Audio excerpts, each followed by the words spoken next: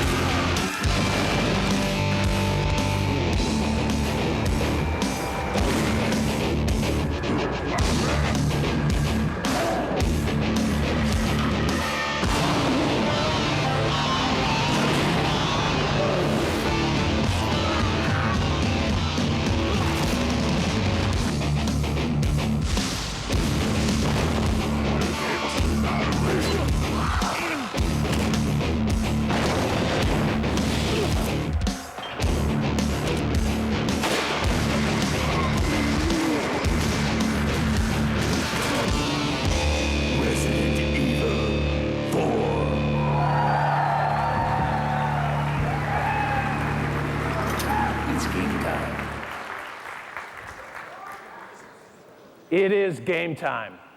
It's a new day for me, and a new day for Nintendo. So let's get a couple things straight right off the bat. Part of my job is finding a way for you, the game experts, to have fun. At the same time, I understand if you're among the terminally hip, Nintendo isn't your only choice for gaming. But maybe what you've already seen helps you understand that we're serious about expanding what we do. We also understand that we're not going to run our company just for hardcore gamers. There are gamers out there who aren't as knowledgeable as you, gamers who aren't your age, gamers who don't have your tastes, gamers who live for Mario and Yoshi and Pokemon. It's my job, it's Nintendo's job, to make sure we satisfy all the gamers and to do it better than our competition. We know that this is your third stop on the press tour over the last 24 hours. We know what you've seen and heard, so let me draw a comparison. One of our competitors is a manufacturer in Japan who wants to capture every one of your entertainment dollars, transporting all your content between all your electronics devices on their memory sticks. We're not that company. And there's another company out there who doesn't care what you do as long as you do it on their operating system.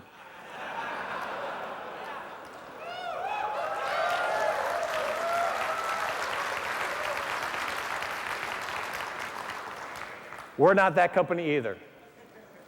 Over the years, I know you've heard a lot of Nintendo people say, we're all about the game. Well, guess what? We are. Whether you're talking about Donkey Kong or Tetris, Madden or Mario, Metal Gear or Resident Evil, he with the best games wins. Always been that way, always will.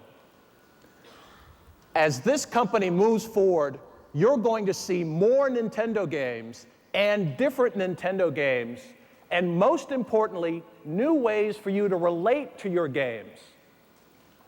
But let me tell you one other thing. This is not a promise for what we're going to do sometime in the future. It's what we're doing right now.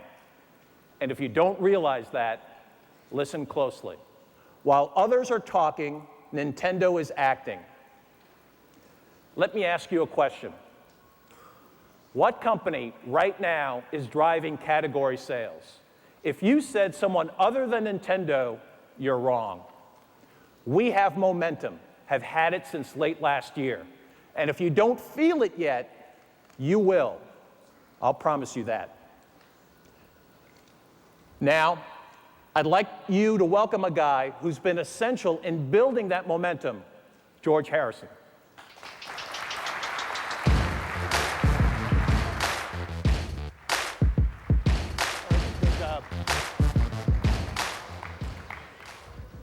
Well, good morning.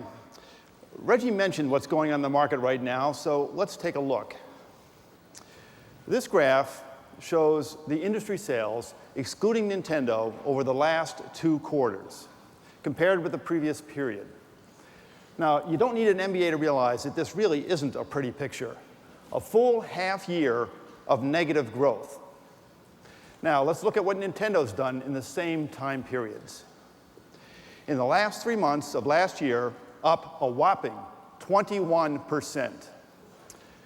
And in the first quarter of this year, despite the fact that we're competing with our own success, last year launching Pokemon Ruby and Sapphire, Zelda Wind Waker, and even Game Boy Advance SP, we're up another 7%. So without Nintendo, there would be no growth. On the console side, we see plenty of business yet to be done in this generation. And unlike one of our competitors, who appears anxious for this generation to end, we're intent on fully playing out our hand. It's how we've always played the game because it works. Right now, industry growth is being delivered by Nintendo, only by Nintendo. And that's because we're focused on the here and now. Here's the up-to-date scorecard on the console business.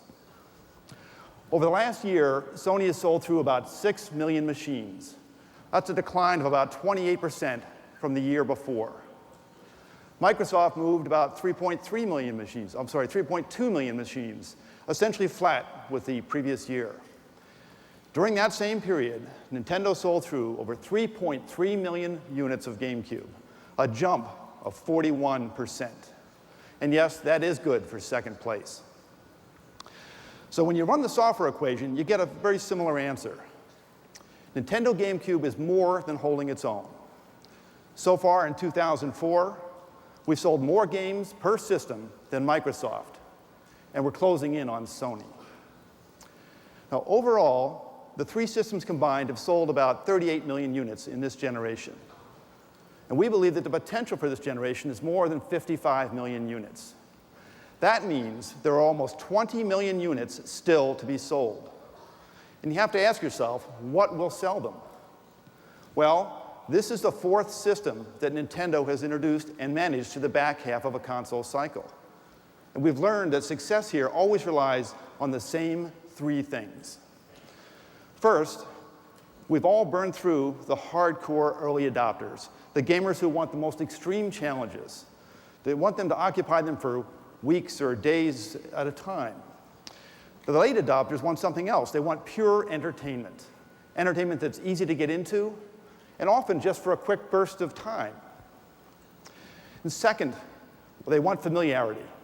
They want names and characters from past generations that they're comfortable with. And finally, and most importantly, they want value. They're hunting for bargains. Major play for minor pay. Now, any of these three factors can win the market share in the back half of a console cycle. But if you've got all three going for you, this is what you get. We dropped the Nintendo GameCube price in late September. After 30 days, sales were up 50% over the same period in the previous year. After 60 days, they were up 58%. And counting through the holidays, even though we had already begun to run out of inventory, we sold more than 73% more GameCubes than we did in the prior year. Now, this chart does two things. First, it shows you why Nintendo is driving growth for the industry. And at the same time, it sets the bar for sales performance from our console competitors. Can those competitors grow 73% in their first 90 days after a price drop? Well, we'll see. More importantly, though, we suspect it will be quite some time until someone can match our $99 price point. The value advantage in a value-conscious market clearly remains with Nintendo. Now next, we're fully deploying the familiar franchises that are so popular with the mass market. At the top of our briefing, we showed you 3 games designed to move the souls of even the most veteran gamer. And we're intent on expanding the GameCube's appeal. But we're not going to do it by ignoring the casual players who are just in it for a little bit of fun. On the show floor tomorrow, you'll see our market movers in action. A new Donkey Kong adventure, a new Pikmin, a move for Advance Wars to GameCube, and Mario making 2 appearances in Mario Party 6 and in Paper Mario. In all, Nintendo's GameCube library will grow to more than 400 games this year. And the common factor among all of them is fun. Now, new ways of interacting aren't just limited to GameCube. Now, as you're all aware, Pokemon has again taken the market by storm in Japan with the new Fire Red and Leaf Green editions. They sold through nearly 2.5 million copies in less than 15 weeks. But there's a brand new kind of appeal here, too. The ability to trade your Pokemon with your friends using the Game Boy Advance wireless adapter. This opens up whole new horizons for the creators. And in fact, you'll soon be seeing and playing wirelessly with more than a dozen titles. It's great software and innovation like this that have pushed every competitor out of the out of the portable game space. And 9 serious competitors have made a run at Game Boy in the past 15 years. but 9 have failed. Game Boy doesn't just lead the handheld gaming market, it owns it. The Game Boy franchise this year is also making a significant revolution because of this feature, Game Boy Advance Video. No new hardware or accessories needed to play back pre-recorded material from these small video packs. The first titles will include multiple episodes of Pokemon and others on one pack. Well, will it sell? Initial orders are already over 2 million units. You can look forward to soon to material with a decidedly older appeal and will have significantly larger memory capacity to allow even more video playback. Well, wireless connection and video playback really widen Game Boy's appeal. But in an important sense, that appeal is already expanding. It may surprise you to learn that 1/3 of all Game Boy Advance SP users are over the age of 18. And our classic NES line, coming in June, will bump the age appeal even higher. The new limited edition classic NES hardware and 8 classic games for $19.99 are sure to be a hit with gamers over the age of 25. Now let me take a moment to talk about the newest competitor in the handheld game. There is no doubt in our minds that the PSP will have some initial appeal for exactly the demographic in this audience today.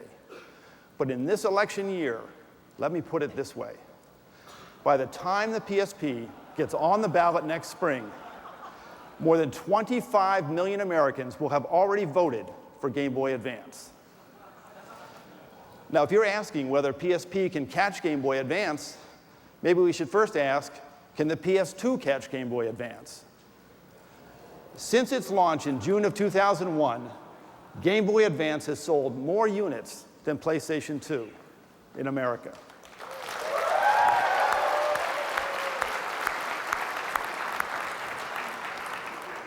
For that matter, since its launch, the SP all by itself has done exactly the same thing.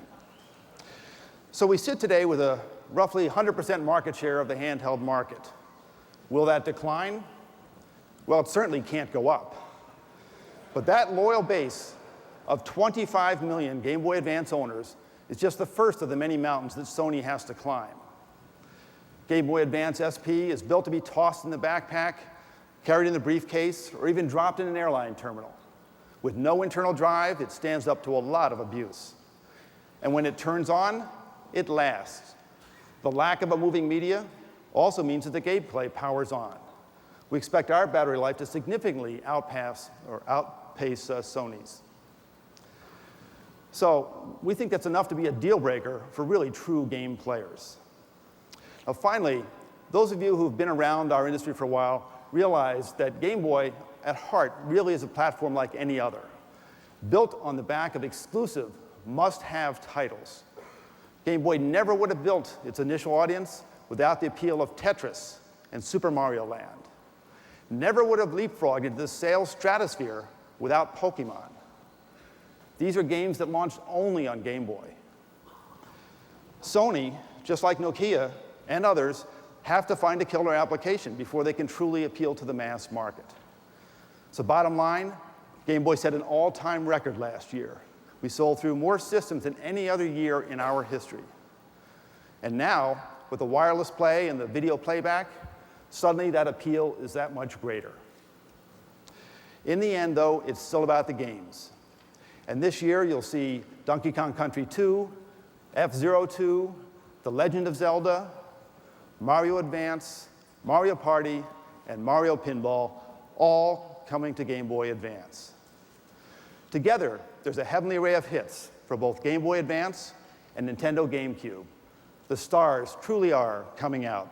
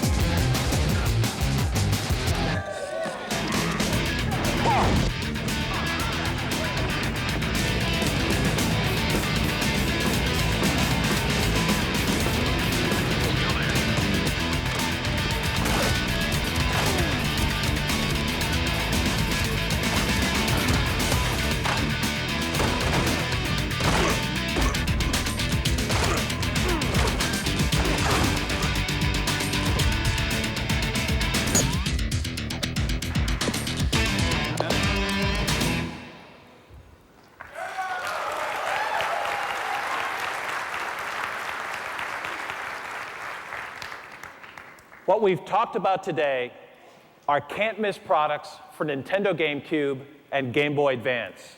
Games you'll be playing very soon. But there's something else in our future.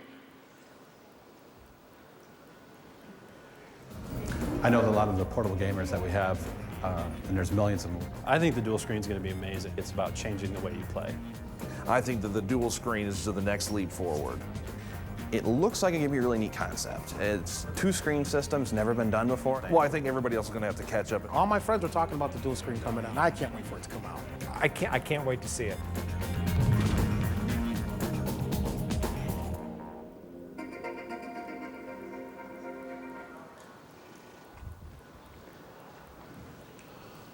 Well, the wait is over. This is Nintendo DS.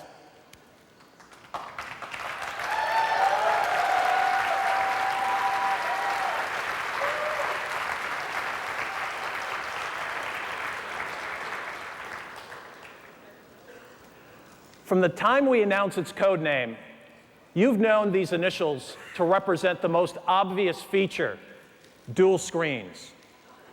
But that's not what the initials stand for to us. DS has a much larger and more relevant meaning. DS, Developer's System. In creating DS, we've given the world's most talented game makers new tools to work with, new ways to express their imaginations, and of course, in the end, new enjoyment for all of us. The result is this. DS not only changes Nintendo, it changes our industry. You'll find Nintendo DS represents a brand new way for players to relate to their games and to each other. Listen to the experts.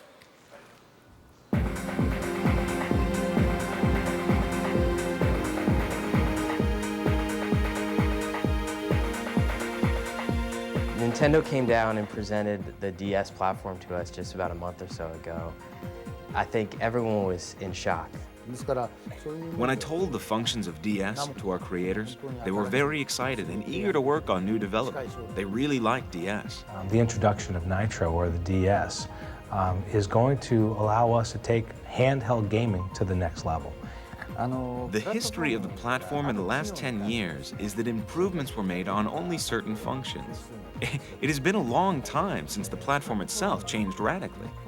With the DS, I think they set the next standard across the board for all kinds of things. It's going to generate such a new way of playing games that is going to generate automatically more emotion, more excitement, and more fun for the player, which is basically what we are here for. Things will totally change. We will think anew what we want to express and what kind of things we want players to enjoy using this platform. We're expecting to change the contents of the game, how to play the game, and how to make the game. The DS will continue Nintendo's great success in the handheld gaming market. It's very innovative technology that is clearly focused on immersing the consumer into the gaming experience.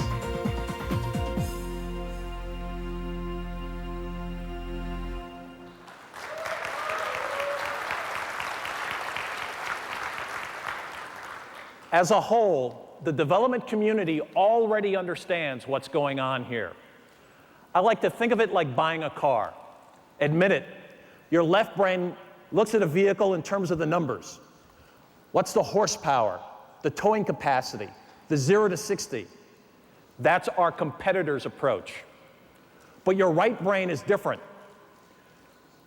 There's only one question out there. Sitting behind the wheel, where will this baby take me? In other words, do you want to go just a little bit faster down the same streets you've always driven, or down a new road to places you've never seen before? That's the difference with Nintendo DS. Let me explain how this new journey is going to happen. Up to now, most of what the world knows about DS are those two screens. Today, it's my privilege to tell you the rest of the story. But let's start with the two screens. Each is programmable in 2D or 3D. The choice is up to the game designer.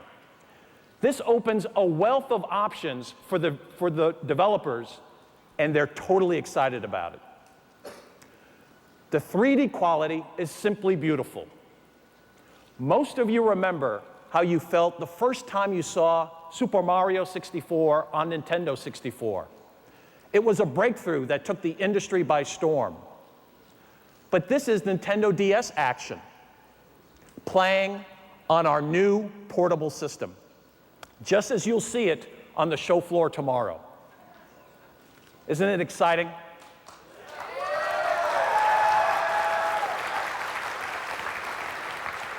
Well, then Mario sees himself in Nintendo DS, and he feels like flying. Now, how exactly do these screens get used? Well, again, it's developer's choice. But for starters, one character can stand 2 panels high, or take 2 different perspectives of the same battle, or monitor constantly available maps and menus. Here's a brand new Metroid game playing on Nintendo DS.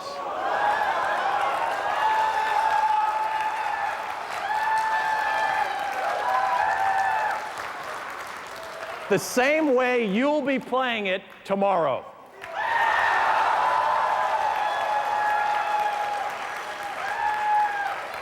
Targeting and shooting now moves beyond buttons. Just tap the screen where you want to fire. Metroid's missions have always been nerve-wracking, but now they're non-stop, because all of your map positioning and weapons changes are done on the fly. It's just awesome. But 2 screens are just the first of 2s that define DS. Let's move on to the next pair, 2 media bays. One accommodates DS software, easily holding games with 1 gigabit of data and well beyond. The other plays all of your favorite GBA games.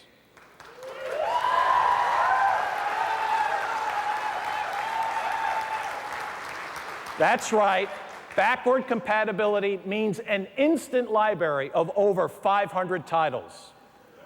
And it also welcomes a host of different accessories to enrich your game experience.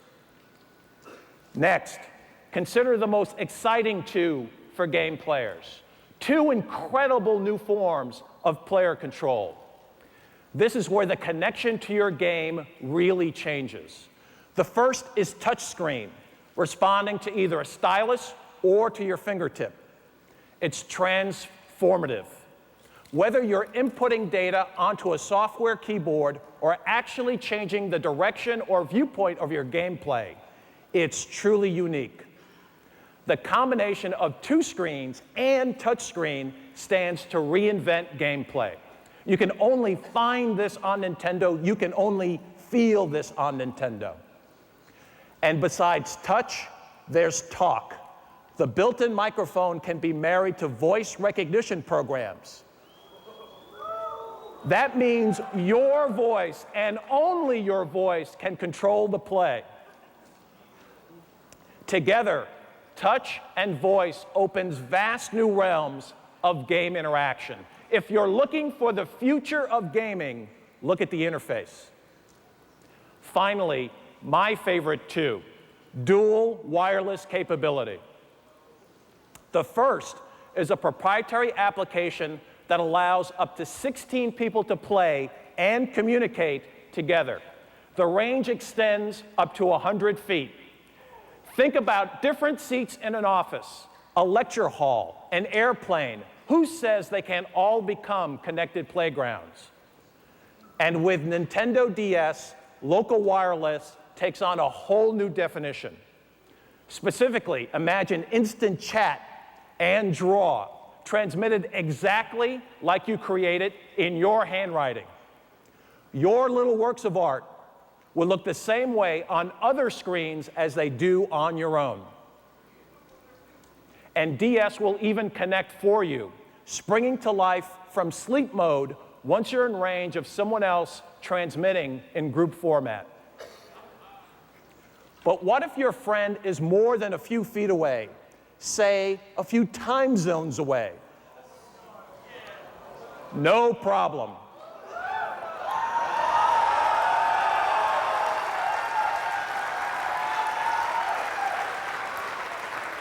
Wi-Fi means you can connect via the net.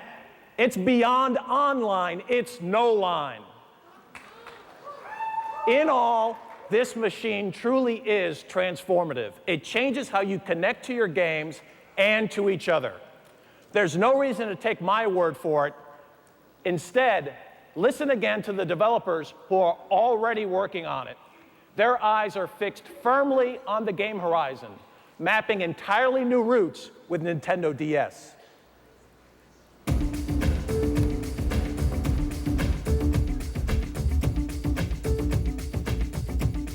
We look at the Nintendo DS as the next generation in portable gaming.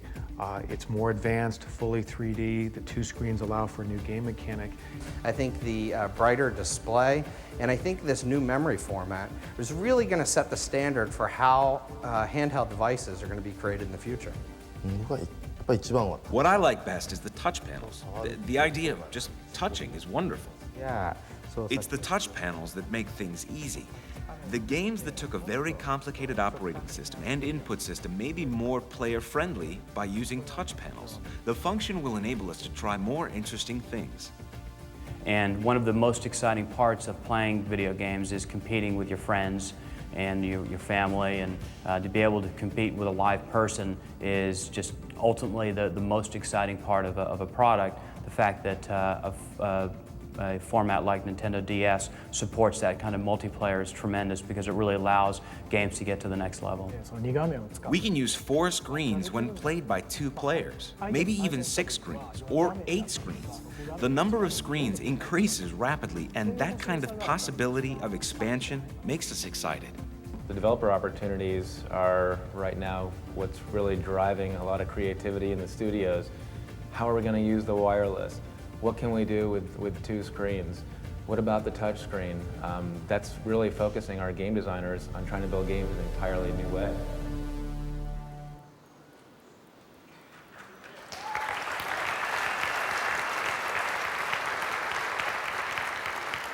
What you've heard and what you've seen don't begin to tell the DS story. You can't start to appreciate it until you get your hands on one starting tomorrow. And even then, it's just a start. The benefits of DS will be rolling out for months and years following launch. And when will that launch come? We're targeting release of Nintendo DS in both Japan and America this year.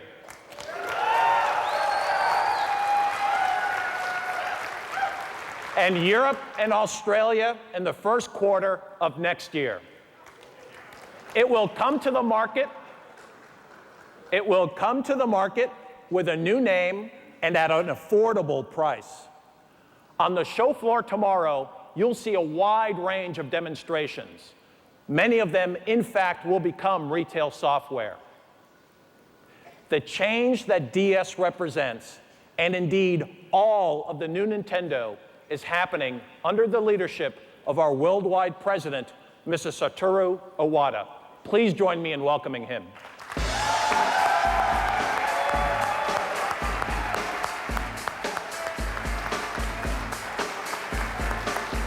Thank you.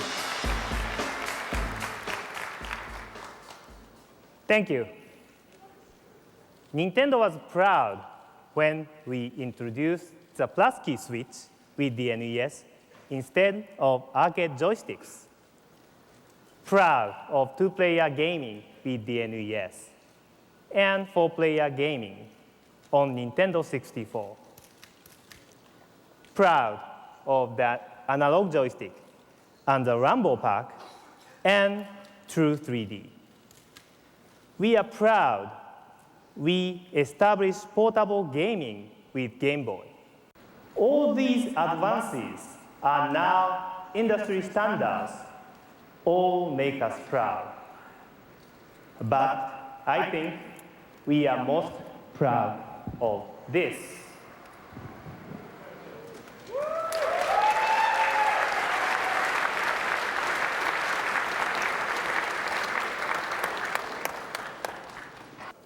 All of those innovations changed games, and so will Nintendo DS. DS is not simply new. It's not just more functions or higher specs. It is different. Of course, Nintendo DS is not the only change in our future. That same word, different, also defines our approach for our next home system. It won't simply be new. It won't simply include new technologies. Better technology is good, but technology is not enough. Today's consoles already offer fairly photorealistic expressions. Simply beefing up those graphics will not let most of us see a difference. So what should a new machine do? For both game creators and game players, new machine needs to do much more. They must offer an unprecedented play experience, something no other machine has delivered before. The definition of a new machine must be different. I want you to know that Nintendo is working on our next system, and that system will create a gaming revolution. Internal game development is underway. When the impact of the new home machine comes, our revolution will be there. I suppose I could give you a list of our technical specs. I believe you'd like that, but I won't for a simple reason. They really don't matter.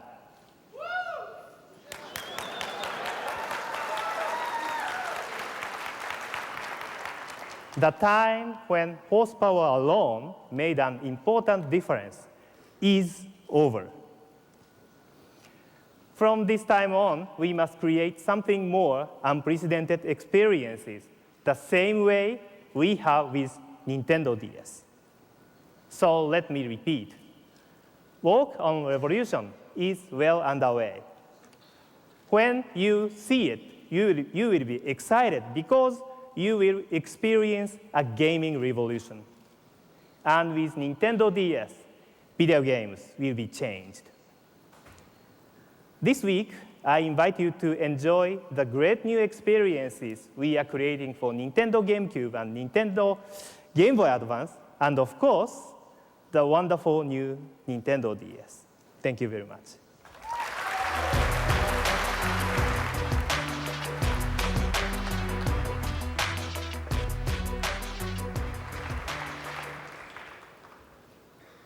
Thank you, Mr. Iwata. I hope you've all enjoyed our program this morning.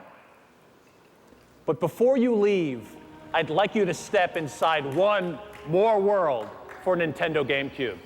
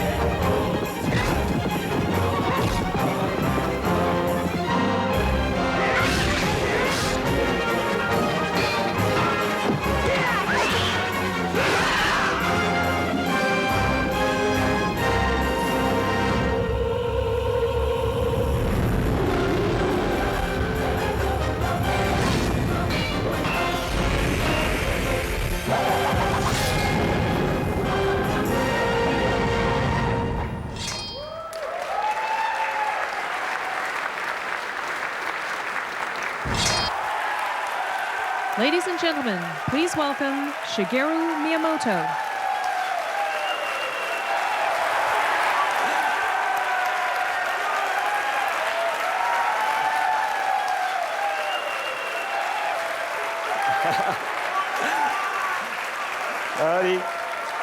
I'm not Link, but I do know him.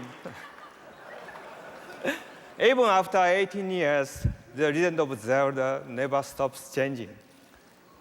and this game is no different. We are now taking you to a world where Link has grown up, a world where he will act different and look different.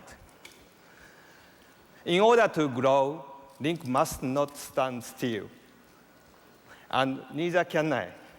So, thank you. And goodbye.